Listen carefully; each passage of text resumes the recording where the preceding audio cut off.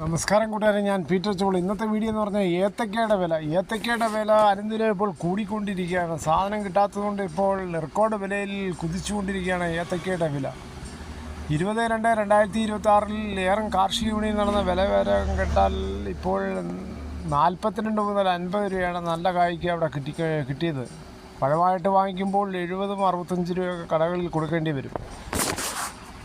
വില ഇങ്ങനെ കൂടാൻ കാര്യം സ്റ്റോക്ക് കുറയുന്നതും ഏത്തയ്ക്ക അമിതമായ ചൂടും കാരണം കൊലകൾ പാകമാകുന്നതിന് മുമ്പ് ഒഴിഞ്ഞു വീഴുകയാണ്. കൂടാതെ രൂക്ഷമായ പന്നിശല്യവും കാരണം വാഴകളെല്ലാം അടി തോണ്ടി അത് നശിപ്പിക്കുകയാണ്. മറ്റും ചീനി കിട്ടാത്ത സമയത്ത് ഇപ്പോൾ വാഴകളുടെ മുകളിലാണ് ഈ വിളയാട്ടം പന്നികളുടെ.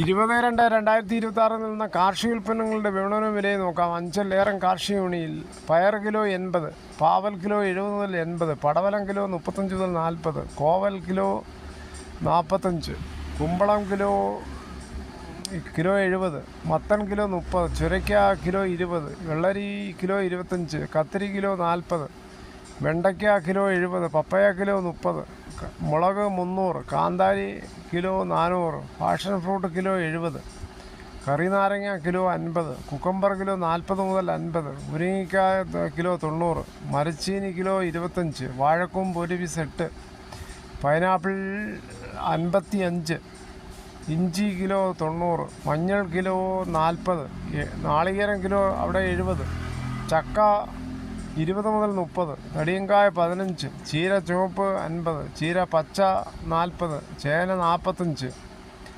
ഗജേന്ദ്രവിത്ത് ചേന 70, ചേമ്പ് 50, കാച്ചിൽ 50 മുതൽ 55, കിഴങ്ങ് 55, കോഴിമുട്ട ഒരു പീസ് 8, ഏത്തൻ കിലോ 42 മുതൽ 50, കപ്പക്കുല 50 മുതൽ 68, പൂവൻ 30 മുതൽ 50, പാളയൻ 17 മുതൽ 25, റോവസ്റ്റ 28 മുതൽ 35, ഞാലി 50 മുതൽ 60, പുഴുവുകായ 1200 എന്നിവയാണ് അവിടെ വന്നത്.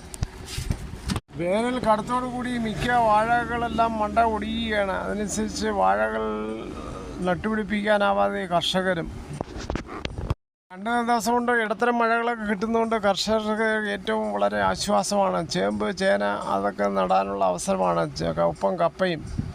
അതിനേക്കാളും കർഷകർ ഭയപ്പെടുന്നത് പന്നികളുടെ രൂക്ഷമായ ശല്യവും കാണാം.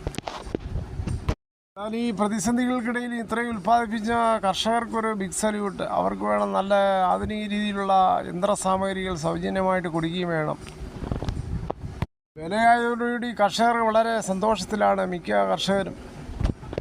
ഇതോടുകൂടി ഈ വീഡിയോ പൂർണ്ണമാകുന്നു. ഇത്രയും സമയം ക്ഷമയുടെ കേട്ടിരുന്നത് വളരെയധികം നന്ദി.